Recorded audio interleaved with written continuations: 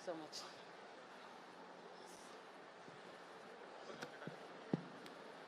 Praise. Greetings to you all in Jesus' precious name. இயேசுவின் வெளியேறப்பட்ட நாமத்தில் உங்கள் ஒவ்வொருவருக்கும் வாழ்த்துக்கள். What a joy to be at the Lydia Women's Fellowship annual conference to share the word of God. இந்த லீதியால் பெண்கள் மாநாட்டிலே ஆண்டவர் எனக்கு கொடுத்த இந்த செய்தி கொடுக்கும் வாய்ப்பை கொடுத்தது எவ்வளவு பெரிய சந்தோஷம். I would like to give thanks to the Almighty God for giving me this precious opportunity. ஆண்டவர் இந்த வெளியேறப்பட்ட தருணத்தை கொடுத்த சர்வவல்ல தேவனுக்கு நான் நன்றி சொல்கிறேன். And also to the chairperson, the woman of God, Bishop Kathroli Manikam Garu, for this wonderful opportunity, and President Amma Mrs. Hepsi Beulah Onesimo. நம்முடைய பேராயர் கதிரொளி மாணிக்கம் அவர்கள், நம்முடைய பிரதம பேராயர் அம்மா திருப்பதி பூலா ஒனேசிம் அவர்களுக்கு நான் வாழ்த்துக்களை தெரிவிக்கிறேன். I would also like to thank all the mighty men and women of God who are here on the days. இந்த இடத்தில் இருக்கின்ற தேவ மனிதர்கள் மனுஷங்களுக்கு நான் நன்றி சொல்கிறேன். And all of you who are gathered here for the spiritual food and the strength that the Lord has prepared for us today. இப்பொழுதும் கூட ஆவிக்குரிய ஆகாரத்திற்காக தேவ சமூகத்தில் காத்திருப்படி வந்திருக்கிற ஒவ்வொருவருக்கும் அன்பின் வாழ்த்துக்களை தெரிவிக்கிறேன். The theme for this conference is, if you can believe, all things are possible. இந்த மாநாட்டின் கருப்பொருள் நமக்கு தெரியும், நீ விசுவாசிக்க கூடுமானால் எல்லாம் ஆகும். Can you turn to your neighbor and say, I believe in Jesus and I believe God has the best things in store for me. பக்கத்தில் இருக்கிற நபரை பார்த்து சொல்லுங்கள், நானும் விசுவாசிக்கிறேன், நீங்களும் விசுவாசியுங்கள், எல்லாம் கூடும் என்று சொல்லுங்கள். When Jesus lived on this earth, every time he performed a miracle, he said something. He said, your faith has made you well. அந்த பெண்ணை பார்த்து இயேசு சொன்ன வார்த்தை என்ன? உன் விசுவாசம் உன்னை பூரண சுகத்தை கொடுத்தது. God's power in combination with your faith will cause you to receive a miracle from him. தேவனுடைய வல்லமை உங்கள் விசுவாசத்தோடு கூட சேரும்போது அது சாத்தியமில்லாத காரியங்களை சாத்தியமாக்கி அற்புதங்களை செய்கிறது. Through your faith in God, your life is going to turn from bitterness into betterness. உங்களுடைய விசுவாசம் தேவன் மீது நீங்கள் வைத்த விசுவாசமானது உங்கள் வாழ்க்கையின் கசப்பை எல்லாம் இனிமையாக மாற்றும். Your faith in God is going to turn your life from defeat into victory. உங்களுடைய விசுவாசம் உங்களுடைய தோல்வியை வெற்றியாக மாற்றும். And you will be an overcomer through Jesus Christ. இயேசு கிறிஸ்து மூலமாக நீங்கள் முற்றிலும் ஜெயம்குள்ளாக இருப்பீர்கள். The Bible talks about progress. வேதத்திலே நாம் இன்னும் முன்னேற்றத்தை பற்றி வாசிக்கிறோம். The Lord wants us to move forward, to go on, to press on towards the goal. ஆண்டவர் நம்ம இன்னும் வாழ்க்கையில் எல்லா விதத்திலும் முன்னேறும்படி, மேலே முன்னேறி செல்லும்படி விரும்புகிறார். In Isaiah chapter 40 verse 31, the Bible says, வேதத்தில் நாம் இப்படி வாசிக்கிறோம். those who wait, Isaiah chapter 40 verse 31. ஏசாயா 40:31 வசனம். The Bible says, those who wait upon the Lord will renew their strength. They will soar on wings like eagles. They will run and not be weary. They will walk and not grow faint. கர்த்தருக்கு காத்திருக்கிறவர்களோ புது பலன் அடைந்து கழுகுகளை போல செட்டல் எடுத்து எழும்புவார்கள். அவர்கள் ஓடினாலும் இளைப்படையார்கள், நடந்தாலும் சோர்ந்து போகார்கள். In this verse we see three action words. இந்த குறிப்பிட்ட வசனத்திலே 3 செயல் வசனங்களை, வார்த்தைகளை பார்க்கிறோம். Number 1, walking. முதலாவதாக எழும்புவார்கள். Number 2, running. இரண்டாவது இளைப்பாடியார்கள். Number 3, soaring. அவர்கள் இன்னும் செட்டில் அடித்து எழும்புவார்கள். There's no stopping. நிறுத்துவதே கிடையாது. I know some of you might have stopped in your journey with Jesus because of the trials and the tests and the temptations that you have been facing. உங்கள் வாழ்க்கையிலே வருகின்ற சோதனைகள், போராட்ட நிமித்தமாக உங்களிலே ஒரு சிலர் இயேசுவோடு நடக்கும் நடப்பிலே நின்று கொண்டிருப்பீர்கள். The Lord wants you to walk with him every day like Enoch. ஆண்டவர் விரும்புகிற காரியம் அவரோடு நீங்கள் தினமும் நடக்கும்படி விரும்புகிறார். The Lord wants you to run for him every single day with the strength that only he will provide. அவருக்காக இன்னும் நீங்கள் தீவிரமாக செய்வதற்காக நீங்கள் ஓடும்படி கர்த்தர் விரும்புகிறார். Not just walking and running, the Lord wants us to soar high in the sky like the eagle. அதோடு நிறுத்தி விடாமல் நீங்கள் கழுகுகளைப் போல செட்டெடுத்து எழும்பும்படி விரும்புகிறார். We call eagle as the king of all birds. அவர்தான், இந்த கழுகுதான் எல்லா பறவைகளுக்கும் ராஜா என்று சொல்லலாம். We watch eagles soaring high in the sky, high above the clouds, high above the storm. எல்லா விதமான வேகங்களுக்கு மேலாக, எல்லா விதமான புயல்களுக்கு மேலாக நாம் செட்டெடுத்து எழும்பும்படி கர்த்தர் விரும்புகிறார். But do you know that there is one bird which dares to attack an eagle? இந்த கழுகை கூட தாக்கக்கூடிய ஒரு பறவை தெரியுமா? It is the crow that we see every single day. ஒவ்வொரு நாள் நீங்கள் பார்க்கிற அந்த காகம் என்று சொல்லலாம். The crow perches on the eagle's back. இந்த காகமானது கழுகினுடைய செட்டை மீது அது அமர்ந்திருக்கிறது. and keeps pecking at the eagle's neck, trying to trouble it while it flies. அந்த காகமானது கழுகை தன்னுடைய அலகை வைத்து குத்திக் கொண்டே இருக்குமா. When the crow comes to trouble the eagle, do you know what the eagle does? அப்படி வரும்போது அந்த காகம் குத்த வரும்போது கழுகு என்ன செய்யும் தெரியுமா? The eagle doesn't waste its time looking at the crow or fighting back.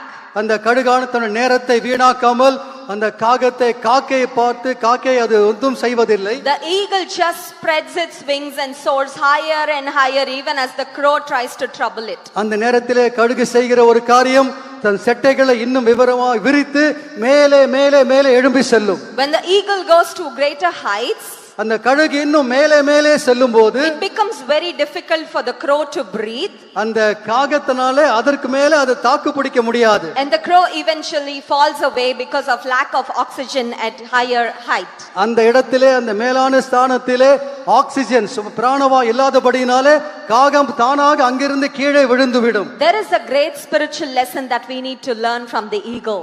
அந்த முக்கியமான பாடத்தை தான் நாம் இந்த கழுகுவிலிருந்து கற்றுக்கொள்கிறோம். When we are walking and flying for Jesus, நாம் இப்பொழுது நடந்து ஓடி இயேசுவுக்காக உயர எழும்பும்போது the tests, the trials, the temptations, they keep following us. நம்மையும் கூட இப்படிப்பட்ட போராட்டங்கள் சோதனைகள் கஷ்டங்கள் எல்லாம் வரும்.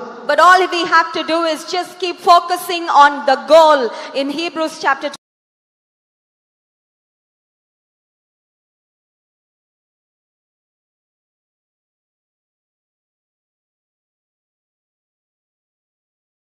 let us run the race with endurance, looking at Jesus, the author and the finisher of our faith. நம்முடைய விசுவாசத்தை துவக்கற முடிக்கிறோமா இயேசுவை நோக்கி நமக்கு நியமித்திருக்கிற ஓட்டத்தில் நாம் பொறுமையோடு தொடர்ந்து ஓடுவோம். When we stay focused on Jesus, நாம் இயேசு மீது கண்களை பதிக்கும்போது eventually the trials, the tests, the temptations, they all fall off and you are a victorious person. எல்லா கஷ்டங்கள் போராட்டங்கள் பிரச்சனைகள் எல்லாம் மாறி நாம் இயேசுவோடு தொடர்ந்து செல்ல உதவி செய்யும். Based on the theme for this annual conference, இந்த ஆண்டு மாநாட்டிற்கான கருப்பொருளின் அடிப்படையில் today I want to talk about the women who received the impossible from God.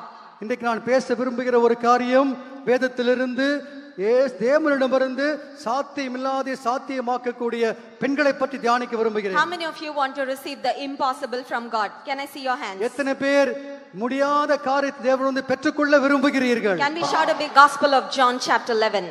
யோவான் 11ஆம் அதிகாரம். We see a beautiful family here. Gospel of John chapter 11. Let us read verses 1 and 2. யோவான் 11ஆம் அதிகாரம் முதல் 2 வசனங்களை வாசிப்போம். அந்த இடத்தில் நடக்கிற அற்புதத்தை நாம் இங்கு பார்க்கிறோம். Now a certain man was sick, Lazarus of Bethany, the town of Mary and his sister Martha. It was that Mary who anointed the Lord with fragrant oil and wiped his feet with her hair, whose brother Lazarus was sick. யோவான் 11ஆம் அதிகாரம் முதல் 2 வசனங்கள். மரியாளும் அவள் சகோதரியாகிய மார்த்தாளும் இருந்த பெத்தானியா கிராமத்துள்ளவனாகிய லாசரு என்னும் ஒருவன் வியாதிப்பட்டிருந்தான். கர்த்தருக்கு பரிமள தைலம் பூசி தன் தலைமயிரால் அவருடைய பாதங்களை துடைத்தவள் அந்த மரியாளே. அவருடைய சகோதரனாகிய லாசரு வியாதியாயிருந்தான். In the Gospels, wherever we see the mention of this family, the Bible doesn't talk about whether they have parents or not. வேதத்திலே இந்த குடும்பத்தை பற்றி எங்கெல்லாம் வாசிக்கிறோமோ அங்கெல்லாம் அந்த அவருடைய பெற்றோர்களை பற்றி ஒன்றும் சொல்லவில்லை. We only see these two sisters and their little dear brother Lazarus. நாம் படிப்பதெல்லாம் அந்த 2 சகோதரிகள் அவருடைய சகோதரனாகிய லாசரை பற்றி தான் படிக்கிறோம். They were very godly people. அவர்கள் தேவபக்தி நிறைந்தவர்கள். You know why I said that? நான் எப்படி சொல்கிறேன் தெரியுமா? In verse 2 we read that Mary anointed Jesus with a fragrant oil. 2வது வசனத்தில் வாசிக்கிறோம் கர்த்தராகிய இயேசுவுக்கு பரிமளம் தைலம் பூசினவள் and wiped his feet with her hair. தன் தலைமயிரால் இயேசுவின் பாதங்களை துடைத்தவள். And we also see that this family offered great hospitality to Jesus whenever he visited them. நம்ம எல்லாருக்கும் தெரியும் எப்பொழுதெல்லாம் இயேசு அந்த வீட்டுக்கு வருகிறாரோ அப்பொழுதெல்லாம் இந்த குடும்பத்தின் மக்கள் இயேசுவை அவ்வளவாக பராமரித்தார்கள். So this family loved Jesus with all their heart. இந்த குடும்பமானது இயேசுவை முழு இதயத்தோடு நேசித்த குடும்பம். And verse 5 the Bible says, 5ஆம் வசனத்தில் வேதம் சொல்லுகிறது, now Jesus loved Martha and her sister and Lazarus. இயேசு மார்த்தாளிடத்திலும் அவருடைய சகோதரியினிடத்திலும் லாசரிடத்திலும் அன்பாயிருந்தார். Mary, Martha, Lazarus loved Jesus and they were loved by Jesus in return. மரியாளும் மார்த்தாளும் லாசரும் இயேசுவை நேசித்தார்கள். இயேசுவும் அவர்கள் மீது அன்பாயிருந்தார். But one day there was a trouble in the family. ஒரு நாளிலே அந்த குடும்பத்துக்கு ஒரு கஷ்டம் வந்தது. They sent a message to Jesus that their dear brother was sick. அவனுடைய சகோதரன் வியாதிப்பட்டதை குறித்து அவளுக்கு சொல்லி அனுப்பினார்கள். Verse 6. 6ஆம் வசனத்தில் So வாசிக்கிறோம். when he heard that he was sick, he stayed 2 more days in the place where he was. அவன் வியாதியா இருக்கிறதாக அவர் கேள்விப்பட்ட பொழுது தாம் இருந்த இடத்திலே பின்னும் 2 நாள் தங்கினார். Now this family was dearly loved by Jesus. இந்த குடும்பத்தை இயேசு அதிகமாக நேசித்தார். But still they faced a difficulty. They had a hard time in their life. ஆனால் வாழ்க்கையில கூட மிகவும் கடினமான ஒரு சூழ்நிலையை சந்தித்தார்கள். And when Jesus got a message that Lazarus was sick, இயேசு லாசரு அப்படி வியாதிப்பட்டதை கேள்விப்பட்ட பொழுது he intentionally delayed for 2 more days. அவர் வேண்டுமென்றே 2 நாட்கள் மீண்டும் மேலே தங்கி இருந்தார். Why did Jesus delay? ஏன் அப்படி இயேசு தாமதப்படுத்த வேண்டும்? Does it mean that Jesus doesn't care? இயேசுவுக்கு அவள் மீது அக்கறை இல்லை என்று அர்த்தம் அல்ல. Let me tell you, this intentional delay was for the glory of God. இயேசு வேண்டுமென்றே 2 நாள் தாமதம் பண்ணினார் தேவனுடைய மகிமைக்காக. If you see that there is a certain delay in your life and you're waiting for a blessing, உங்கள் வாழ்க்கையிலே ஏதோ ஒரு ஆசீர்வாதத்திற்கு நீங்களும் காத்திருக்கிறீர்கள், அந்த ஆசீர்வாதம் வருவதற்கு தாமதமாகினால் please don't misunderstand that God doesn't love you anymore. ஆண்டவர் உங்களை நேசிக்கவில்லை என்று தவறாக புரிந்து கொள்ள வேண்டாம். Do not think that God has forgotten you. ஆண்டவர் உங்களை மறந்து விட்டார் என்று நீங்கள் யோசிக்க வேண்டாம். Because God's delays are not God's denials. ஆண்டவர் தாமதமாக இருப்பது அவருடைய மறுப்புக்கு அடையாளம் அல்ல. That delay was part of God's plan for Lazarus and his family. லாசருக்கும் அந்த குடும்பத்தினருக்கும் சீஷர்களுக்குமான தேவனுடைய திட்டமாகத்தான் அந்த தாமதம் இருந்தது. In verse 17 we read, தொடர்ந்து 17 வசனத்தில் வாசிக்கிறோம். so when Jesus came, he found that he had already been in the tomb 4 days. 17ஆம் வசனம், இயேசு வந்தபோது அவன் கல்லறையில் வைக்கப்பட்டு 4 நாளாயிற்று என்று கண்டார். Dead, மரணம். 4 days finished. 4 நாள் முடிந்து So விட்டது. I'm sure his body has decomposed. என்ன நடக்கும் தெரியாம போய் நிலைமை காணப்பட்டது. All hopes were lost. எல்லா நம்பிக்கையும் இழந்து There's விட்டார். no expectation. எங்க அந்த நம்பிக்கை இடமே The இல்லை. sisters waited. If Jesus came earlier, சகோதரி சொன்னார்கள், நீங்க முன்னே வந்திருந்தால் their brother would have, become well. என் சகோதரன் நன்றாக இருந்திருப்பானே. But now all hopes are gone. இப்ப எல்லா நம்பிக்கையும் போய் விட்டது. I'm sure the family members and the friends who came to comfort and console, who were there at the burial, they all left because 4 days were finished already. அவரை விசாரிக்க வந்த குடும்பத்தினர், உறவினர், நண்பர்கள் எல்லாம் போயிருப்பார்கள். காரணம் 4 நாள் ஆகிவிட்டது. We see that just the 2 sisters left in the home. எனவே 2 சகோதரிகள் மாத்திரம் தனியாக வீட்டில் They were இருந்தார்கள். totally depressed. மிகவும் அதிகமாக சோல்வி Their போயிருந்தார்கள். one and only dear brother is gone. அவங்களுடைய நேசித்த சகோதரன் இறந்து விட்டான். And the whole world walked out. They were just all alone, just by themselves. அவருடைய முழு உலகம் அவளுக்கு சம்பித்து விட்டது. நம்பிக்கையில்லா நிலைமையில காணப்பட்டார்கள். When everyone left, எல்லாரும் போன பிறகு that's when Jesus walked in. அப்பொழுதுதான் இயேசு உள்ளே வருகிறார். At your loneliest times, நீங்கள் தனிமையின் நேரத்தில், at your hardest times, கஷ்டமான when கடினமான the whole world walks out, எல்லாரும் உங்களை பார்த்து that's கொண்டிருக்கும் when Jesus walks in just for you. அந்த நேரத்தில் தான் இயேசு வந்து உங்களை To சந்திக்கிறார். meet you at your time of need. அப்படினால் அந்த கால தாமதத்திற்கு ஒரு காரணம் இருந்தது. When Jesus came, இயேசு வந்தபோது this is what Martha said. மார்த்தாள் சொன்ன காரியம் Verse என்ன? 21. 21ஆம் வசனம். Now Martha said to Jesus, Lord, if you had been here, my brother would not have died. மார்த்தாள் இயேசுவினிடத்தில் வந்து, ஆண்டவரே, நீர் இங்கே இருந்தீரானால் என் சகோதரன் மரிக்க மாட்டான். In verse 32 we see that Mary expressed the same opinion. 32ஆம் வசனத்தில் இயேசு மரியாளும் அதையே சொல்கிறார். Then when Mary came where Jesus was and saw him, she fell down at his feet, saying to him, Lord, if you have been here, my brother would not have died. 32ஆம் வசனத்தில் இதையே வாசிக்கிறோம். இயேசு இருந்த இடத்தில் மரியாள் வந்து அவரை கண்டவுடனே அவர் பாதத்தில் விழுந்து, ஆண்டவரே, நீர் இங்கே இருந்தீரானால் என் சகோதரன் மரிக்க மாட்டான் என்றாள். But God had a different plan. தேவனுடைய வித்தியாசமான திட்டம் Jesus வைத்திருந்தார். wanted to do a miracle in an unusual way. இயேசு அற்புதத்தை எப்பொழுதும் செய்வது போல செய்ய விரும்பவில்லை. Jesus wanted to be glorified in an extraordinary way through this family. இந்த குடும்பத்தின் மூலமாக ஆண்டவர் இயேசு தன்னை மகிமைப்படுத்தும்படி வித்தியாசமாய் விரும்பினார். When Mary and Martha were in tears and despair, மரியாளும் மார்த்தாளும் கண்ணீர் விட்டு கவலையோடு இருக்கும்போது, the Bible says in verse 35, வேதம் சொல்கிறது 35ஆம் வசனத்தில் வாசிக்கிறோம், Jesus wept. இயேசு கண்ணீர் We all know விட்டார். what weeping is. இயேசு நம்மை பார்த்து கண்ணீர் விடுகிறார். As women, we all are very emotional. பெண்கள் கூட பெண்களாகி நமக்கு அதிகமான உணர்ச்சி உண்டு. When we break on the inside, tears just fall from நம்முடைய the வாழ்க்கையிலே eyes. இப்படி கஷ்டம் வரும்போது நாமும் கண்ணீர் விடுகிறோம். Do you know that God understands your pain?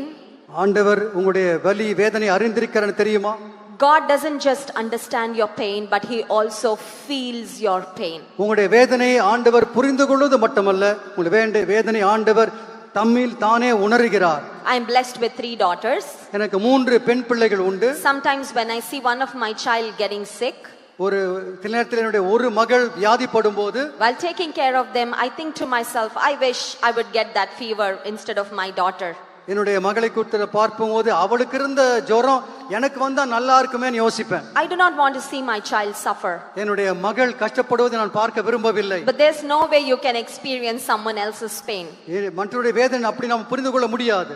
You can only sit with them and weep when you know that your dear ones are going through pain and suffering. அவர்கள் இப்படிப்பட்ட வேதனையில கடந்து போகும்போது அவருடைய பார்க்கத்தான் முடியும், அவர்கள் வேதனை நீங்கள் அனுபவிக்க முடியாது. But the Bible says that Jesus wept. வேதம் சொல்கிறது இயேசு கண்ணீர் விட்டார். He did not just weep and comfort them and say it's okay, don't cry and just walk away. இயேசு அப்படி கண்ணீர் விட்டு பரவாயில்லை அப்படியே இருக்கட்டும் நல்லாயிடும் சொல்லிட்டு அப்படியே போகவில்லை.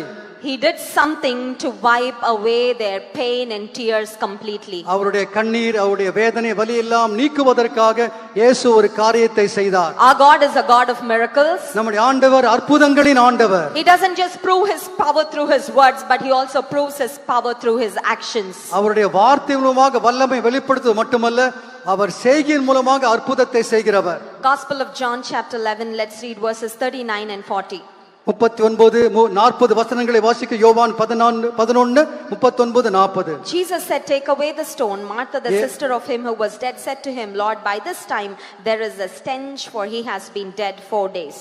39 வசனம், இயேசு கல்லை எடுத்து போடுங்கள் என்றால், மரித்தவனுடைய சகோதரியாகிய மார்த்தாள் அவரை நோக்கி, ஆண்டவரே இப்பொழுது நாருமே 4 நாளாயிற்றே என்றாள்.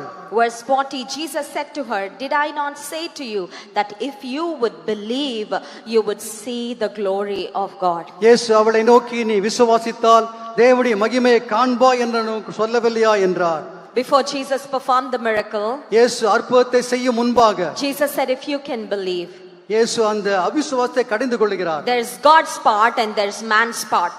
ஒரு பக்கம் தேவனுடைய வல்லமை, இன்னொரு பக்கம் மனுஷ வல்லமை. God is always willing to show up and do something extraordinary in your life and my life. உங்கள் என் வாழ்க்கையில் இயேசு எப்பொழுதுமே இயற்கைக்கு மேற்பட்ட அற்புதங்களை செய்ய வல்லவர். But in order for us to receive what God has in store for us, we need to have faith. We need to show and exemplify and exercise our faith.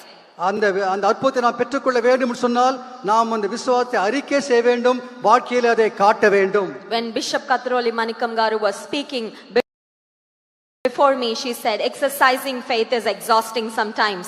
நான் பேசும் முன்பாக அன்பு பேராயர் கதிரோலி மாணிக்கம் சொன்னார்கள், உங்கள் விசுவாசத்தை நீங்கள் அபியாசப்படுத்துங்கள் என்று சொன்னார்கள். I don't know how many of you exercise every day. எத்தனை பேர் நீங்க டெய்லி இப்படி எக்சர்சைஸ் பண்றீங்களோ தெரியாது. The husbands in the home or the sons and daughters in the home have time to exercise, but we don't have enough time to exercise because we are always busy in the kitchen and taking care of the household stuff. நம்முடைய கணவன்மார், நம்முடைய பிள்ளைகள் எல்லாரும் அபியாசம் பயிற்சி செய்வதற்கு நேரம் இருக்குது. பெண்களாக நமக்கு நேரம் இல்லை. காரணம், அவங்களுக்கெல்லாம் சமைத்து கொடுக்க வேண்டும், வீட்டை எல்லாம் பார்த்து கொள்ள வேண்டும். But we all know that muscles are built only through exercise. There's no other way. நம்ம எல்லாருக்கும் தெரியும், இந்த மசில்ஸ் நன்றாக செயல்பட வேண்டும் என்று சொன்னால் அதை அப்படியாக அபியாச பயிற்சி செய்ய வேண்டும். The only way you can grow in faith is by exercising it, using it every single day.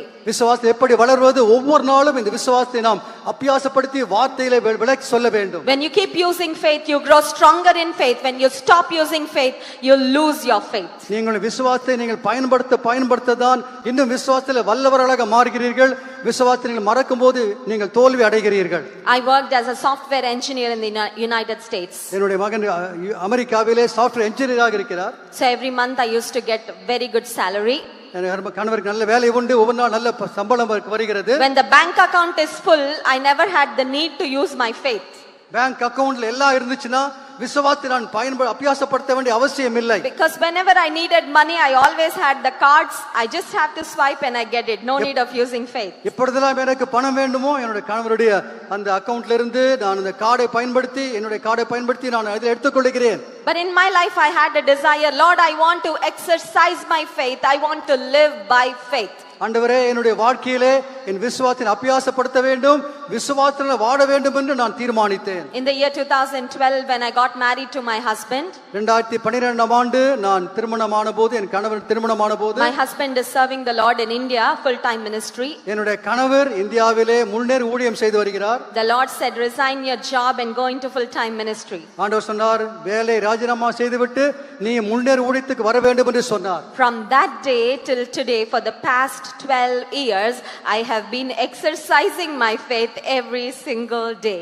2012ஆம் ஆண்டு முதல் 12 ஆண்டுகளாக இந்த வருஷம் வரைக்கும் ஒவ்வொரு நாளும் என் விசுவாசத்தை நான் அபியாசப்படுத்திக் கொண்டே இருக்கிறேன். And I can testify that this has been an exciting journey with Jesus, living by faith.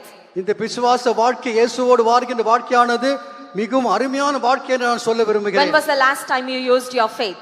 உங்களுடைய வாழ்க்கையில் நீங்கள் கடைசியாக எப்பொழுது விசுவாசத்தை When was the அபியாசப்படுத்தீர்கள்? last time you took a step of faith? எப்பொழுது நீங்கள் கடைசியாக விசுவாச அடியெடுத்து வைத்தீர்கள்? When was the last time you prayed with faith? எப்பொழுது நீங்கள் கடைசியாக விசுவாசத்தோடு ஜெபித்தீர்கள்? When was the last time you spoke words with faith? எப்பொழுது நீங்கள் கடைசியாக விசுவாச வார்த்தைகளை பேசினீர்கள்? The Lord wants us to live by faith. ஆண்டவருடைய விருப்பம் என்ன? நம்ம எல்லாரும் விசுவாசத்திலே வாழ வேண்டும். In Hebrews chapter 11 we see a hall of faith filled with the heroes and heroines of faith. எபிரேயர் 12:1 வாசிக்கிறோம், மேகம் போன்ற திரளான சாட்சிகள், வீரர்கள் வீராங்கனைகள் நம்மை சுற்றிலும் விசுவாச வீரர்கள் இருக்கிறார்கள். The men and women of God who have done valiant things for God just by faith. விசுவாசத்தினாலே ஆண்டவருக்காக அரும்பெரும் காரியங்களை சாதித்த ஆண்களும் பெண்களை பற்றிய பட்டியலை நாம் எபிரேயர் 11 வாசிக்கிறோம். The Lord wants us to be in that group. ஆண்டவர் நாமும் கூட அந்த பட்டியலில் இருக்கும்படி விரும்புகிறார். When Jesus came to the tomb of Lazarus, இயேசு லாசருவின் கல்லறைக்கு வருகிறார். he said something. அங்க நடந்த காரியம் என்ன? Gospel of John chapter 11, let's read verse 43. 43ஆம் வசனத்தில் வாசிக்கிறோம். Now when he had said these things, he cried with a loud voice, Lazarus, come forth. இவைகளை சொன்ன பின்பு லாசருவே வெளியே வா என்று உரத்த சத்தமாய் கூப்பிட்டார். Verse 44, and he who had died came out bound hand and foot with grave clothes, and his face was wrapped with a cloth. Jesus said to them, loose him and let him go. 44ஆம் வசனம், அப்பொழுது மரித்தவன் வெளியே வந்தான், அவன் கால்களும் கைகளும் பிரேத சீலினாலே கட்டப்பட்டிருந்தது, அவன் முகமும் சேலையால் சுற்றப்பட்டிருந்தது. இயேசு அவர்களை நோக்கி, இவனை கட்டவிழ்த்து விடுங்கள் என்றார். The dead and the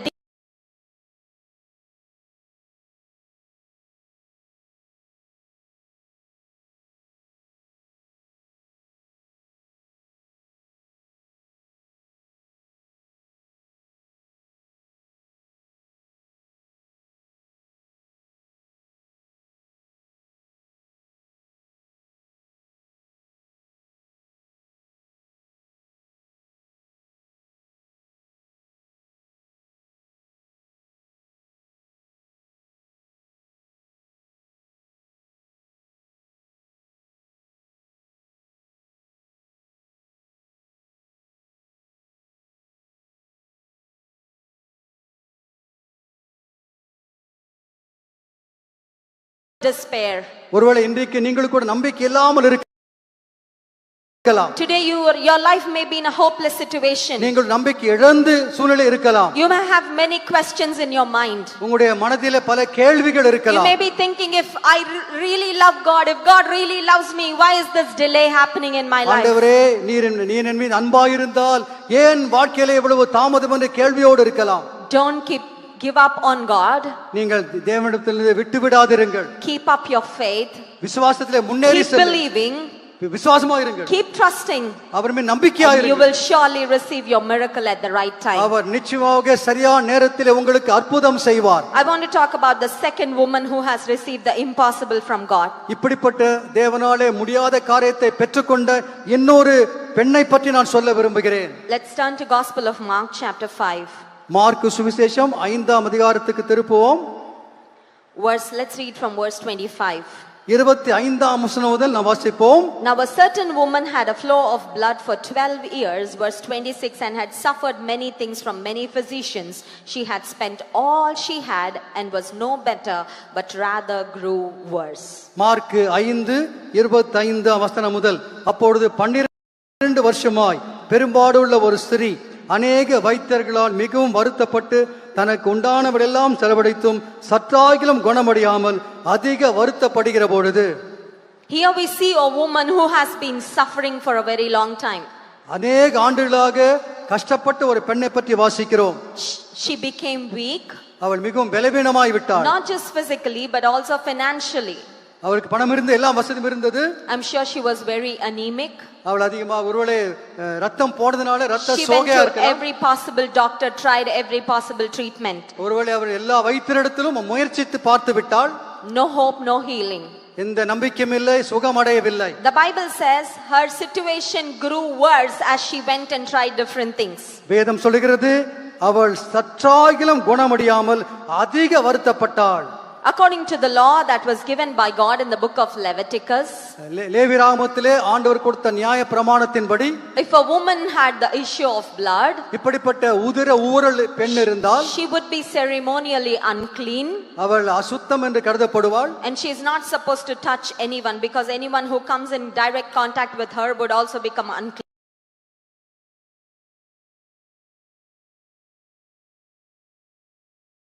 அவள் யாரையும் தொடக்கூடாது, அவள் யாரை தொட்டாலும் அவர்களும் தீட்டு என்று சொல்லி பிரமாணம் So சொல்லப்பட்டிருக்கிறது. she has been living in isolation for 12 long years. எனவே 12 வருஷமாக யாராலும் தொட முடியாதவளாக தூரத்திலே இருந்தாள். We all know what quarantine and isolation is because we all, experienced COVID-19. Covid வந்தபோது நம்ம எல்லாருக்கும் தெரியும், கோவிட் வந்தவர்களை தனியாக வைத்து விடுவார்கள், குவாரண்டைன் என்று சொல்லுவார்கள். If not personally, we have at least seen our family members go into quarantine and stay alone in isolation. எங்கள் குடும்பத்திலும் இப்படிப்பட்ட மக்களை நாங்கள் பார்த்திருக்கிறோம். இந்த கோவிட் வந்தபோது அவர்கள் யாரும் கிட்ட வர முடியாது, தனியாகத்தான் இருக்க வேண்டும். How does it feel to stay all alone? அவர்கள் தனியாகத்தான் இருக்க வேண்டும். Loneliness is depressing. தனிமையானது நம்மை அதிகமாக அழுத்துகிறது. She was not able to socialize with the family members. குடும்ப மக்களோடு கூட அவள் சமூகத்திலே பழக முடியாது. She did not even have the physical touch, not even with her family. அவருடைய குடும்பத்தினரும் அவளை தொட முடியாது, அவளும் யாரையும் தொட முடியாது. You know that the doctors say that there's great healing power in a hug. ஆனா இதயத்திலே அந்த அப்படி குணமுக்கு வல்லமை இருக்க சொல்லுவார்கள். I do not know if this woman was married or not, whether she had children or not. இந்த பெண் திருமணமானவளா, கணவன் இருக்கா, குடும்பம் தெரியாது. But she did not experience the warmth of a hug or even the physical touch of a family member, even through a handshake, because of her health condition.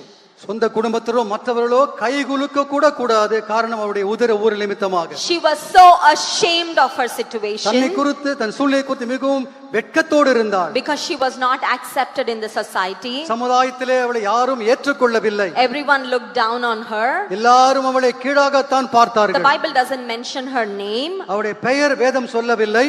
Her disease, her health condition itself defined her. ஆனால் அந்த வியாதி நிமித்தமாக அவளை பார்க்க கூட முடியவில்லை.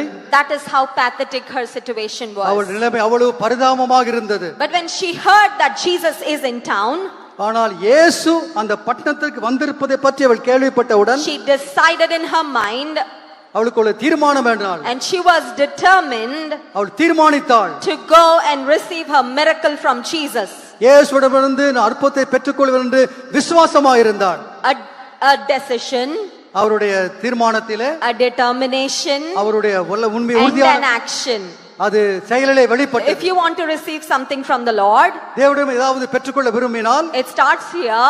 முதலாவது இங்குதான் You ஆரம்பிக்கிறது. first decide நீங்கள் தீர்மானிக்க வேண்டும், and then be determined, அது உறுதியாக இருக்க and வேண்டும். then take the necessary action to go to Jesus and receive whatever he has in store for you. அடுத்தபடியாக நீங்கள் செயலிலே காட்டி உங்கள் அற்புதங்களை பெற்றுக்கொள்ள வேண்டும். What did she do? என்ன செய்தாள்? Mark chapter 5, mark 5 verse 27. 27ஆம் வசனம். When she heard about Jesus, she came behind him in the crowd and touched his garment. இயேசுவை குறித்து கேள்விப்பட்டு நான் அவருடைய வஸ்திரங்களை தொட்டால் சொஸ்தமாவேன் என்று சொல்லி ஜனக்கூட்டத்துக்குள்ள வந்து அவருக்கு பின்னாக வந்து அவருடைய வஸ்திரத்தை தொட்டாள். Verse 28, for she said, if only I may touch his clothes, I shall be made well. அவர் சொன்னால் நான் வஸ்திரங்களை தொட்டால் சொஸ்தமாவேன் என்று சொல்லி வஸ்திரத்தை தொட்டாள். She wasn't bold enough to come in front of Jesus, introduce herself to Jesus and say, Lord, have mercy on me, like the other people who received their miracle from the Lord. இயேசுவுக்கு முன்பாக வந்து நின்று மற்றவர்கள் சொன்னது போல ஆண்டவரே என் மேல் கிருபையார் என்று முன்பாக வந்து சொல்வதற்கு அவளால முடியாது, அவளுக்கு தைரியம் இல்லை. She was very ashamed of her physical condition. தன்னுடைய சரீரத்தின் நிலைமை குறித்து அவள் மிகவும் வேதனையோடு இருந்தாள். She knew if people saw her they would push her away because she was not supposed to come into the society. அவளுக்கு தெரியும், ஜனங்கள் அவள் நிலைமை அறிந்திருந்தார்கள், அவளை பார்த்த உடனே எல்லாரும் அவளை தள்ளிவிடுவார்கள் அவளுக்கு தெரியும். She was totally broken on the inside. உள்ளத்திலே உடைந்த நிலைமையிலே காணப்பட்டாள். But then she decided, I will reach Jesus and I will at least touch the hem of his garment. அவள் செய்த தீர்மானம் என்ன? நான் இயேசுவை சந்திப்பேன், அவருடைய வஸ்திரத்தை தொடுவேன் என்று தீர்மானித்தாள். I don't even need his hand or his finger to touch me.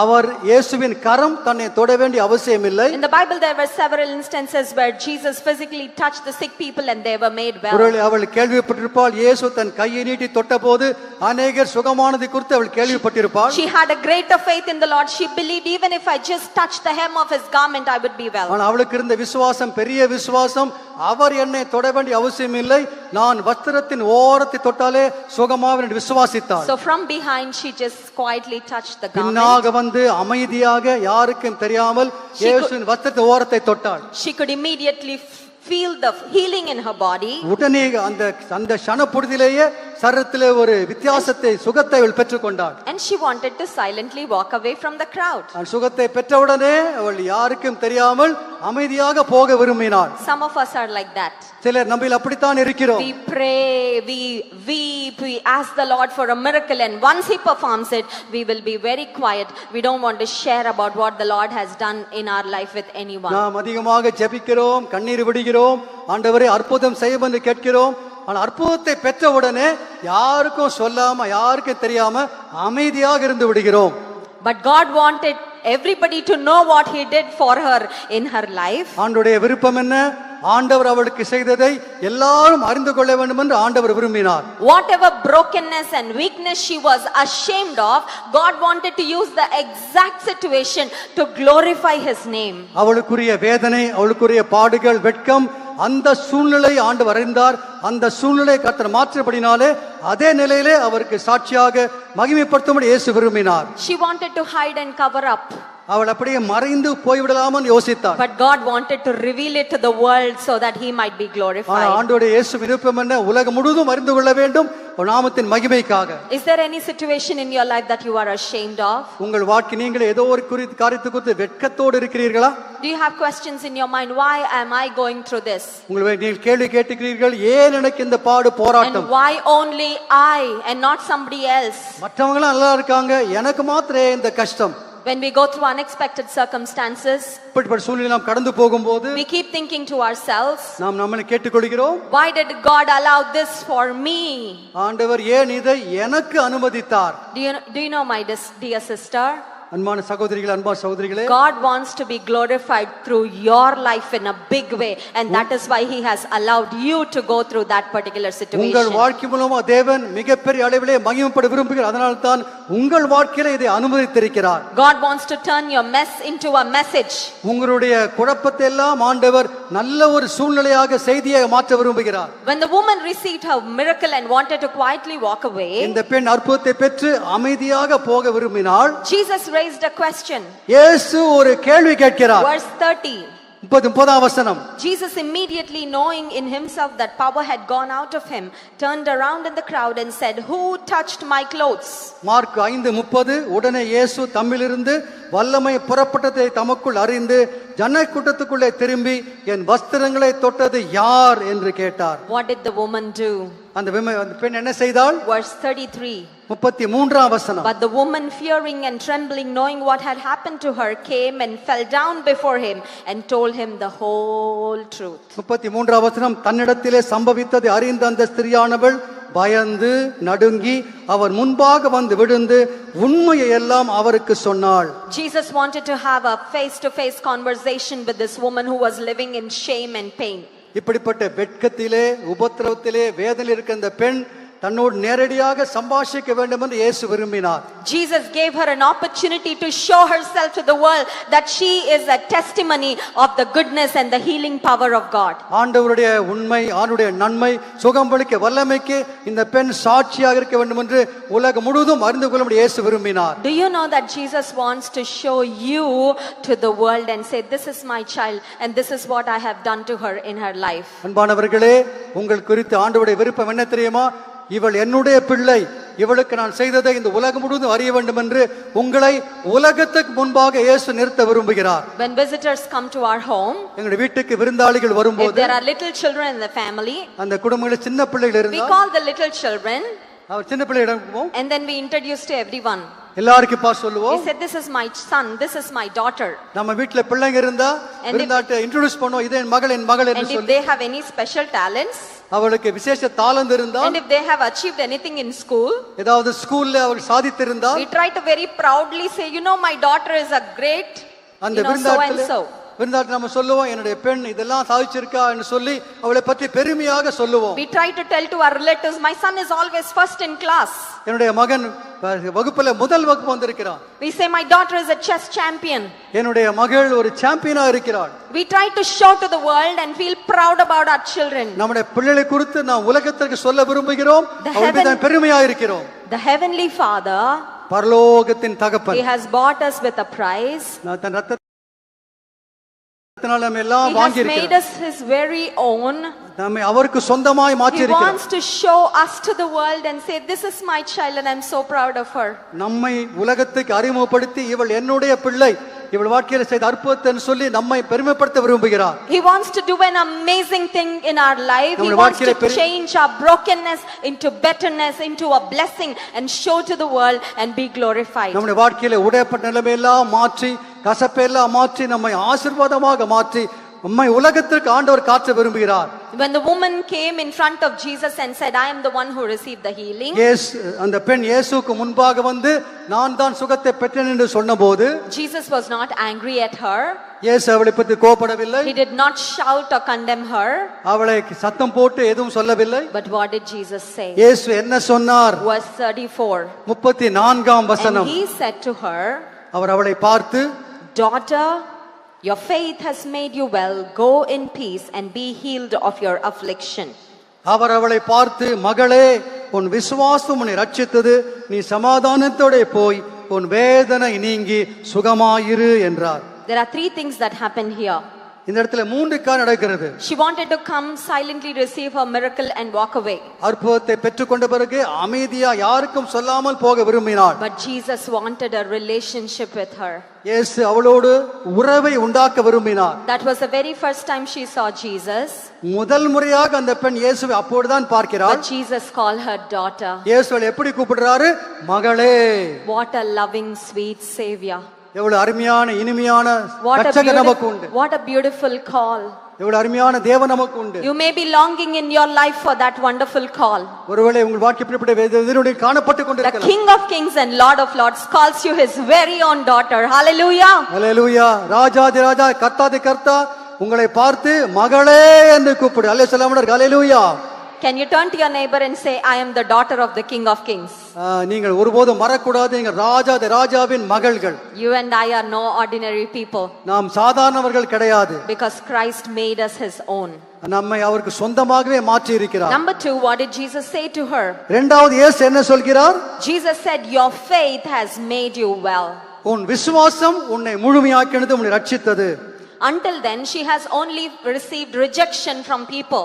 இதுவரைக்குமாக அந்த பெண் வாழ்க்கையிலே எல்லா மக்களையும் வெறுத்து வெறுத்து ஒதுக்கினார்கள். No one would like to come close to her or have a fellowship or a relationship with her. யாரும் கிட்ட வர முடியாது, அவளும் கிட்ட போக முடியாது, அவள் தள்ளி ஒதுங்கி இருந்தாள். But here we see that Jesus was appreciating her for her faith. இயேசு அவளுடைய விசுவாசத்தை குறித்து அவளை பாராட்டுகிறதை பார்க்கிறோம். How many of us like appreciation? எத்தனை பேர் அப்படி பாராட்டுதலை பெற்று விரும்புகிறீர்கள்? Don't you? I like appreciation. எனக்கு இப்படிப்பட்ட பாராட்டுதல் வேண்டும். When you cook a good, curry, you want your son or daughter to say, "Mama, samma irukku." உங்க வீட்ல நல்லா சமைச்சு நல்லா சமைக்கும்போது ரொம்ப நல்லா இருக்கு அம்மா. உங்க பிள்ளைங்க அம்மா You are நல்லா looking சமைச்சா so beautiful, mommy. How many of you like those? நல்லா ருசி நல்லா இருக்கு எத்தனை பேர் சொல்லிருக்காங்க? Compliment. அப்படிப்பட்ட பாராட்டுதலை பெற்றிருக்கிறீர்கள் இல்லையா? You know what? Appreciation is like a boost. You get that energy and strength when you're appreciated. இப்படிப்பட்ட பாராட்டு யாரும் நம்மளை பாராட்டினா நமக்கு அது ஒரு பூஸ்டை போல இருக்கும், ஒரு சக்தியை கொடுத்து நம்மை மேலே உயர்த்தும். Even if you're not appreciated by your husband, உங்களுடைய சொந்த கணவனே உங்களை பாராட்டாமல் இருக்கலாம். you may be having a husband who's always trying to find fault with you and complain. உங்களுடைய கணவர் எப்பொழுதும் உங்களை குறை சொல்லி குற்றம் சொல்லிக் கொண்டே இருக்கலாம். I know some wives who are under constant stress and tension. சிலர் பெண்கள் இப்படிப்பட்ட காரியத்தை அதிகமாக அழுத்தப்பட்டு இருக்கிறார்கள். Because when the husband is at home, it's like an army officer is there. கணவன் வீட்ல இருந்தா ஒரு பெரிய ராணுவ வீரர் இருப்பது போல இருக்கும். Because he's only giving commands, no affectionate words. எப்பொழுது பார்த்தாலும் குண்டு வீசுவது போல குண்டு வீசிக்கொண்டே இருப்பார், ஒரு பாராட்டும் வார்த்தையே வராது. So the woman in the house is always tired and constantly under pressure. இப்படிப்பட்ட வார்த்தையெல்லாம் கேட்டு வீட்டில் இருக்க பெண்கள் மிகவும் சோர்ந்து போய் அழுத்தத்தில் இருப்பார்கள். Or you may have a very strict dad or very strict brothers to always watch you and correct you but never appreciate you. ஒருவேளை உங்களுடைய வீட்டில் உங்களுடைய அப்பாவோ உங்களுடைய சகோதரர்களோ குற்றம் சொல்லிக் கொண்டே இருக்கிறார்கள், பாராட்டவே இல்லை. Remember, you get all the appreciation and the encouragement you need from your heavenly Father. Hallelujah. நம்முடைய பரமபிதாவாகிய இயேசு எப்பொழுது உங்களை பாராட்டுகிறார், உங்களை பற்றி நல்லா பேசிக்கொண்டே இருக்கு. அல்லேலூயா சொல்ல முடியாது. ஹalleluya. When I was in the United States, I was working as a software engineer, as I told you already. அமெரிக்காவிலே நான் ஒரு சாஃப்ட்வேர் இன்ஜினியராக நான் பணியாற்றிக் கொண்டிருந்தேன், நான் சொன்னேன். I was working as usual. நான் எப்பொழுதும் போல வேலை செய்து கொண்டிருந்தேன். Life became very, very boring. என்ன கூட்டம் நடந்து கொண்டிருந்தது? Life was very boring. என்னுடைய வாழ்க்கையானது மிகவும் போராக இருந்தது. Just going to office, doing my work, finishing it, that's it. வேலைக்கு போவது கடமைக்காக நான் வேலை செய்து கொண்டிருந்தேன். So one day I told to Jesus, Lord, I'm very, very bored. I want some appreciation. ஆண்டவரே, ஆண்டவர்கிட்ட பேசினேன், ஆண்டவரே என்னுடைய வேலை என் வாழ்க்கையே போரா இருக்குது, எனக்கு பாராட்ட வேண்டும் என்று சொன்னேன். My family, my parents were living in India. என்னுடைய பெற்றோர்கள் அப்பொழுது இந்தியாவில் இருந்தார்கள். I have very less friends. நல்ல ஃப்ரெண்ட்ஸ் கிடையாது எனக்கு. So I asked God, Lord, I need, please cheer me up. ஆண்டவரே எனக்கு இந்த பாராட்டு வேண்டும். And then suddenly from my manager I get a very big and challenging project. அப்போ என்னோட மேனேஜர் எனக்கு மிகவும் சவாலான ஒரு பெரிய வேலையை கொடுத்தார். By the grace of God I worked very hard and finished it on time. தேவனுடைய கிருபையினாலே நான் அதை நன்றாக செய்து முடித்தேன். And then suddenly from my client I received this big appreciation mail. They wrote, Blessy, you are a star, your performance is, you hats off and all those things.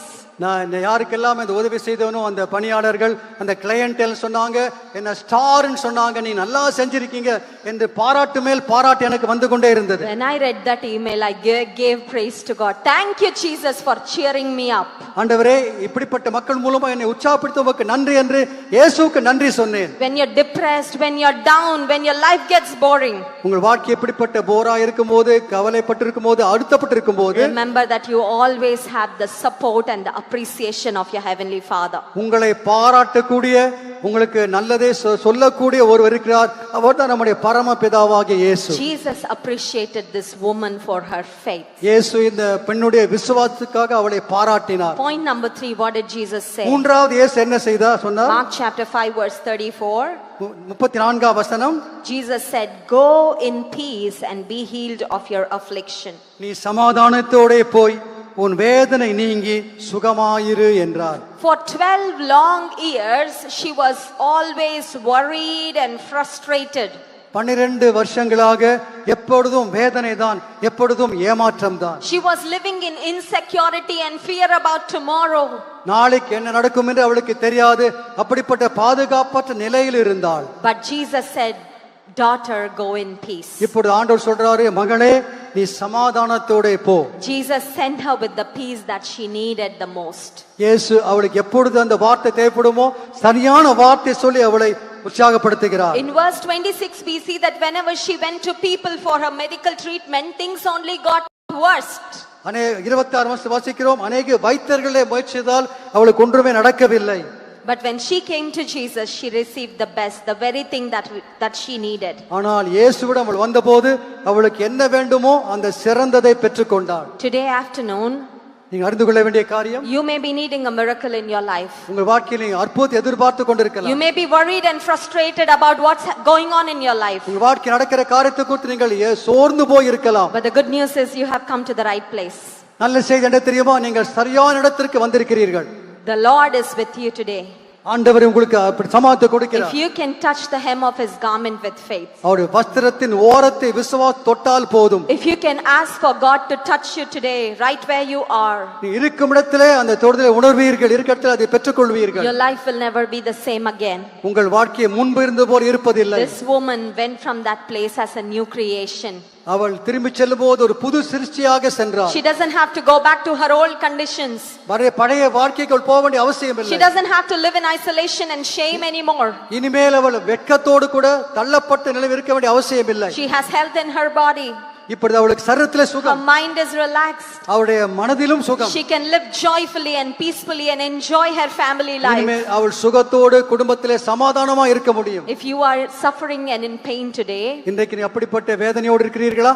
if you need strength from God, இன்றைக்கு தேவன் பலத்தை நீங்கள் if you need பெற்றுக்கொள்ளுங்கள். healing from God, நீங்கள் சுகத்தை God பெற்றுக்கொள்ளுங்கள். will touch your body and heal you. உங்கள் சரீரத்தை தொட்டு இயேசு If you are சுகமாக்கும். under stress and pressure and depressed in your mind, வாழ்க்கையிலே மனதிலே ஒரு பாதிக்கப்பட்டிருக்கிறீர்களா? the Lord will heal your mind. ஆண்டவர் உங்களை மனதையும் தொடுவார். If you're spiritually weak and down, ஒரு நீங்க அப்படி சோர்வோடு கூட கீழே குனிந்து குனிந்து the இருக்கிறீர்களா? Lord will give you his strength and he will give you the strength to rise and walk and run and soar high like an eagle. ஆண்டவர் உங்களுக்கு பலத்தை கொடுத்து உங்களை நடக்க வைத்து ஓட வைத்து கழுகுகளைப் போல செட்டெடுத்து எழும்பி உயர எழும்பச் செய்வார். But can you believe? நீங்கள் விசுவாசிக்க வேண்டும். My question is, என்னுடைய கேள்வி என்ன? if you can believe God for the impossible, நீங்கள் எது முடியாதோ அதற்காக நீங்கள் நம்பும்போது you will receive that impossible thing in your life. உங்கள் நடக்க முடியாத காரியத்தை நீங்கள் விசுவாசத்தை செய்யும்போது பெற்றுக்கொள்வீர்கள். Because Jesus said, is there anything too hard for the Lord? இயேசு என்ன சொன்னார்? தேவனாலே கூடாத காரியம் ஒன்று உண்டோ? Nothing is difficult for him. தேவனாலே கூடாத காரியம் He is the ஒன்றும் இல்லை. creator and the sustainer of the entire universe. முழு உலகத்தையும் தன் கரத்திலே வைத்திருப்பவர். It is nothing for him to help you. உங்களுக்கு உதவி செய்தவருக்கு லேசான He காரியம். can lift your life. உங்களுடைய வாழ்க்கையை He உயர்த்த can முடியும். strengthen you with his power. வல்லமையில உங்களை பலப்படுத்த He முடியும். wants to show you as an example to the world for his goodness and for his அவருடைய faithfulness. நன்மைக்கு அடையாளமா அற்புத அடையாளம் உங்களை கர்த்தர் உலகத்துக்கு காட்ட விரும்புகிறார். If you are thinking that you are not blessed, நீங்கள் ஆசீர்வதிக்கப்படவில்லை என்று சொல்லுகிறீர்களா? stop believing that. நீங்கள் அதை நம்ப வேண்டாம். Just know that you are blessed by God. நீங்க அறிந்து கொள்ள வேண்டிய காரியம் என்ன? Just know that the favor of God is resting on your தேவன் life. ஆசீர்வதிக்கப்பட்டு நம்ப வேண்டும். Just know that you are going to experience the goodness of God in your life. உங்கள் வாழ்க்கையில் தேவன் கொடுத்த நன்மை அனுபவிக்க சொல்ல வேண்டும். Just know that God has the best plans for you. உங்களுக்கு தேவன் மிகச்சிறந்த திட்டத்தை வைத்திருக்கிறார். Can you turn to your neighbor and say this? பக்கத்துல பார்த்து சொல்லுங்க. I am blessed. நான் ஆசீர்வதிக்கப்பட்டவள் சொல்லுங்க. You are blessed. நீயும் ஆசீர்வதிக்கப்பட்டவள் சொல்லுங்க. I am favored. நானும் அதே சொல்கிறேன். You are favored. நீயும் கூட நன்றாக இருப்பாய். I will see the goodness of God. தேவனுடைய நன்மை நான் காண்பேன். I will experience the best things that God has in store for me. ஆண்டவரிடம் தேவன் வைத்திருக்க சிறந்ததை பெற்றுக்கொள்வேன். I know some of you are quiet. You don't want those blessings? உங்களுக்கு அந்த ஆசீர்வாதம் வேண்டாமா? Can you say with faith these words to your neighbor? The God has the best plans for me. பக்கத்துல பார்த்து திரும்பி சொல்லுங்க. In Christ, in Christ I am victorious. ஆண்டவருக்கு மிக சிறந்ததை வச்சிருக்காருன்னு சொல்லுங்க. Amen. மிக சிறந்ததை Can you வைத்திருக்கிறார். turn to your neighbor and bless them in the name of Jesus and say, may the Lord bless you and increase you. பக்கத்துல பார்த்து அவங்களை ஆசீர்வதித்து சொல்லுங்க. ஆண்டவர் உன்னை ஆசீர்வதிக்கட்டும், உன்னை பெருக்கட்டும் நீங்க பக்கத்துல பார்த்து சொல்லுங்க. May the blessing of the Lord be upon each and every one of us. கர்த்தருடைய ஆசீர்வாதம் மீது தாராளமா இறங்குவதாக. Can we close our eyes and pray? நம்ம கண்களை மூடி ஜெபம் செய்வோமா? Today is our day of miracle. எப்பொழுது அற்புதத்திற்காக ஜெபிப்போம். Can you say to Jesus, Lord, I believe in you, Lord. எல்லாம் சொல்றீங்களா? இயேசுவே, I உம்மை trust நான் in you. விசுவாசிக்கிறேன். I believe that you are with me. இயேசுவே, நீர் என்னோடு இருப்பதை நான் விசுவாசிக்கிறேன். I will no longer live a life of defeat. நான் இனிமேல் தோல்வி அல்ல வெற்றிதான். I will no longer live in pain. இனிமேல் வேதனையோடு இருப்பதிலே My சொல்லிக் hope கொண்டேன். is in you, Lord. உன்னை நம்புகிறேன் ஆண்டவரே. My strength is in you, Lord. உம்மை நம்பிக்கை I வைக்கிறேன். rejoice in you, Lord. உம்மை நான் You சந்தோஷப்படுகிறேன். are my banner. நீர்தானே You எல்லாவற்றுக்கும் are my shield. நீரானுடைய கேடகம். You are my victory. நீர்தான் எனக்கு தகுந்த. I draw strength from you. இந்த பலத்தை பெற்றுக்கொள்கிறேன். Can we have the keys, please? B minor. I believe in you, believe in you, for your faithful love to me.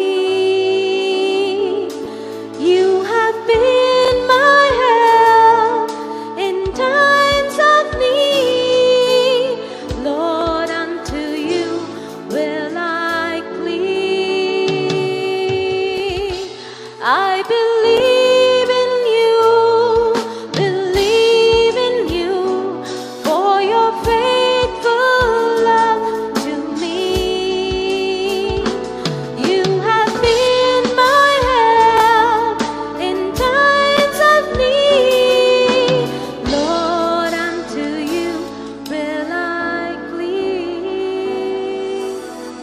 Our gracious, loving Heavenly Father, we thank you, Lord, for this wonderful time. பரலோக பிதாவே, இந்த நல்ல நேரத்துக்காய் நாங்கள் உம்மை ஸ்தோத்திரிக்கிறோம். We thank you, Lord, for your precious words. உம்முடைய விலையேறப்பட்ட வார்த்தைகளுக்காய் உமக்கு ஸ்தோத்திரம். We thank you, Lord, because you have great plans for us. ஆண்டவரே, எங்களுக்காக நீ பெரிய திட்டம் வைத்திருக்கிற உமக்கு ஸ்தோத்திரம். We thank you, Jesus, because you are the God of impossibilities. ஆண்டவரே, செய்ய முடியாத காரியத்தை செய்ய உங்கள் தேவனை விசுவாசிக்கிறேன். I pray for all my dear sisters who have gathered here in the Lydia Women's Fellowship. ஆண்டவரே, இந்த லீதியாள் பெண்கள் ஐக்கியத்திலே வந்திருக்கிற அத்தனை சகோதரிகளுக்காக ஜெபிக்கிறேன். You have a plan for each and every one of them, Lord. ஆண்டவரே, ஒவ்வொருவருக்கும் நீ திட்டம் வைத்திருக்கிறீர் சுவாமி. Just like how you walked into Mary and Martha's life அந்த வாழ்க்கையிலே அப்படிப்பட்ட மார்த்தாக்கு உதவி செய்தீரப்பா. and turned their mourning into dancing. அவருடைய துக்கத்தை சந்தோஷமாய் You மாற்றினீர். have turned their weeping into joy. அவருடைய துக்கம் சந்தோஷமாய் ஆனந்தத்தை You மாற்றினீர். have turned their sorrow into joy. We praise you, Lord. ஆண்டவரே, அவர் தங்க துக்கத்தை எல்லாம் சந்தோஷமாய் மாற்றினீரே உமக்கு ஸ்தோத்திரம். Lord, I pray that every tear might be wiped away in your presence. இயேசு, உம்முடைய பிரசன்னத்திலே ஒவ்வொரு கண்ணீரும் துடைக்கப்படுவதாக. Lord, I pray that every woman who is in pain and sorrow might be comforted in the name of Jesus. இயேசுவின் நாமத்தில் எந்தெந்த சகோதரிகள் வேதனையோடு இருக்கிற அந்த வேதனைகள் நீங்குவதாக. Lord, I pray that the joy might be restored in the name of Jesus. இயேசுவின் நாமத்தில் அவர்களுக்கு சந்தோஷம் பெருகட்டும். That in spite of their circumstances they would rejoice in you and the joy of the Lord will be their strength. அவர்கள் சொல்ல வேண்டியதெல்லாம் கர்த்தருக்குள் மகிழ்ச்சியா இருப்பதை பெலன்னு சொல்லிக்கொண்டே இருக்கட்டும். Just like how you have touched and healed the woman who had the issue of blood. ஆண்டவரே, அந்த பெரும்பாலுள்ள ஸ்திரியை தொட்டு சுகமாக்கினது போல Lord, I pray that you might touch each and every person who has been gathered here. இங்க இருக்கிற ஒவ்வொரு சகோதரியும் பலவீனமான சகோதரியை தொட்டு சுகமளிப்பீராக. Lord, we need a touch from you. உம்முடைய எங்களுக்கு தொடுதல் வேண்டும். We need a touch from you, Lord. உம்முடைய தொடுதல் எங்களுக்கு வேண்டும் Heal our ஆண்டவரே. bodies. எங்களை தொடும் சுவாமி. Heal our minds. எங்களுடைய மனதை தொடும். Strengthen our spirits. எங்களுடைய ஆவியை We need பலப்படுத்தும். strength to live for you, Lord. உமக்காக வாழ உதவி செய்யும். We need strength to be your mighty witnesses. ஆண்டவரே, உமக்காக சாட்சியா வாழ We பலன் need தாரும். strength to build our families into godly families. எங்களுடைய குடும்பங்களை உம்முடைய குடும்பமாய் கட்டுவதற்கு பலன் வேண்டும். Lord, I pray that every woman who is here would be a woman who is wise. ஆண்டவரே, இங்க இருக்க அத்தனை பெண்களும் புத்திசாலியான ஸ்திரீகளாக மாறுவார்களாக. As your word says, a wise woman builds her house. வேதம் சொல்கிறது, புத்தியுள்ள ஸ்திரீ தன் வீட்டை கட்டுகிறாள். Let every woman who is here be filled with your spirit. இங்க இருக்கிற ஒவ்வொரு சகோதரியும் உம்முடைய ஆவியால் நிரப்பப்படுவார்களாக. Let them become mighty prayer warriors so they can weep for their families, for their churches and for their nation. ஆண்டவரே, அவர்கள் மாபெரும் ஜெப வீராங்கனைகளாக சபைக்காக, சமுதாயத்திற்காக, உலகத்திற்காக ஜெபிக்கிறவளாய் மாற்றும். Lord, I pray that you might raise many prayer warriors from this crowd, Lord. இந்த இடத்திலிருந்து அநேக ஜெப வீராங்கனைகளை எழுப்பும். Lord, I pray that you might raise many Lydias from this congregation. இங்கிருந்து அநேக லீதியாள்களை எழுப்பும். Lord, I pray that each and every one of us might be able to see your miracles in our lives and be a great testimony unto your goodness, இங்க இருக்கிற Lord. ஒவ்வொரு சகோதரியும் தங்கள் வாழ்க்கையிலே உமக்கு இருந்த அற்புதங்களை பெற்றுக்கொண்டு உமக்கு சாட்சியாக வாழட்டும். Lord, I pray that every sick body might be healed in the name of இப்பொழுதும் Jesus. வியாதியோடு இருக்க சரீரங்கள் சுகமடைவதாக. Lord, I pray that every depressed mind might be filled with hope and strength in the name of Jesus. இயேசுவின் நாமத்தில் மன அழுத்தத்தோடு இருக்க அத்தனை சகோதரிகளும் சுகத்தையும் விடுதலையும் பெறுவார்களாக. Lord, I pray that every woman who is struggling with suicidal thoughts and depression might be relieved, Lord, from those thoughts and be filled with hope in the name of Jesus. ஆண்டவரே, ஒருவேளை ஒரு சிலருக்கு தற்கொலை எண்ணம் இருக்கலாம், தவறான எண்ணம் இருக்கலாம். இயேசுவின் நாமத்தில் அந்த எண்ணங்கள்லாம் மாற்றப்பட்டு நம்பிக்கையை பெற்றுக்கொள்வார்களாக. Just like how Joshua said, as for me and my house we will serve the Lord. யோசுவாவை போல இங்க இருக்க அத்தனை பேரும் சொல்லட்டும், நானும் என் வீட்டாரமோ என்றால் கர்த்தரையே சேவிப்போம். Lord, we are praying for all our families. உங்கள் குடும்பங்களுக்காகவும் ஜெபிக்கிறோம். Let all the families be saved in the name of Jesus. குடும்பத்தில் ரட்சிக்கப்படாத மக்கள் ரட்சிக்கப்படுவார்களா இயேசுவின் நாமத்தில். Lord, we thank you for ECI churches and the fellowships. குறிப்பாக ஈசி சபைக்காக இந்த ஐக்கியத்துக்காக, லிடியா ஐக்கியத்துக்காக ஸ்தோத்திரம். We thank you for the leaders. We thank you for the mighty woman of God, Bishop Katroli Manikam Garu and all the team who is here. ஆண்டவரே, bishop பேராயர் கத்தருடைய மாணிக்கத்திற்காக, இங்க இருக்க அருமையான தலைவிகளுக்காக, உடைக்கிற அத்தனை பேருக்காக ஸ்தோத்திரம். Thank you for each and every woman who have been gathered here, Lord, who have come from faraway places just to witness your power and your glory. ஆண்டவரே, தூரத்திலிருந்து இங்க வந்திருக்க அத்தனை பேர் உடைய வல்லமை உணரும்படி நீ கொண்டு வந்ததுக்காக உமக்கு ஸ்தோத்திரம். Lord, help us all to live in victory. எல்லா பேருக்காக ஜெபிக்கிறோம் ஆண்டவரே. Help us to be the salt and the light in our homes, in our churches. இந்த உலகத்திற்கான உப்பாக ஒளியாக வெளிச்சமா இருக்க உதவி செய்யும். Lord, let every woman here be a soul winner for you, Lord. இங்க இருக்கிற ஒவ்வொரு சகோதரியும் ஆத்துமாதான செய்திகளை மாற்றும். Let every spirit be ignited for you, Jesus. ஒவ்வொரு ஆவியும் இப்படி எழுப்பப்படுவதாக. Let each and every one of us be revived for you, Lord. இயேசுவுக்காக அத்தனை பேரும் உயிர் மீட்சி எழுப்புதல் பெறுவார்களாக. We pray for Chennai, Tamil Nadu. We pray for India. சென்னைக்காக, தமிழ்நாட்டுக்காக, இந்தியாவுக்காக ஜெபிக்கிறோம். We claim India for Jesus. இயேசுவின் நாமத்தில் பெற்றுக்கொள்கிறோம். Thank you, Lord, once again for your word. ஆண்டவருடைய வார்த்தைக்காக மீண்டும் உமக்கு நன்றி. Let your word be fruitful in each and every heart. ஒவ்வொரு வாழ்க்கையில இந்த வார்த்தை கனி தரட்டும். We thank you for your power. We thank you for your presence. உம்முடைய வல்லமைக்காய், உம்முடைய பிரசன்னத்துக்காய் ஸ்தோத்திரம். We thank you for your word. உம்முடைய வார்த்தைக்காக ஸ்தோத்திரம். In Jesus' most precious and wonderful name I pray. இயேசுவின் விலையேறப்பெற்ற உன்னதமான நாமத்தில் ஜெபிக்கிறோம் எங்கள் நல்ல பிதாவே. Amen. Amen. Thank you once again, மீண்டும் Bishop நன்றி சொல்கிறேன். Manikam Garu, and for the bishop and for giving me this wonderful opportunity. It's definitely a privilege and honor to be here. Thank you all for coming. Please remember us in your prayers. We would also continue to pray for Lydia Women's Fellowship. Thousands of women here. We can light up India for Jesus. Amen.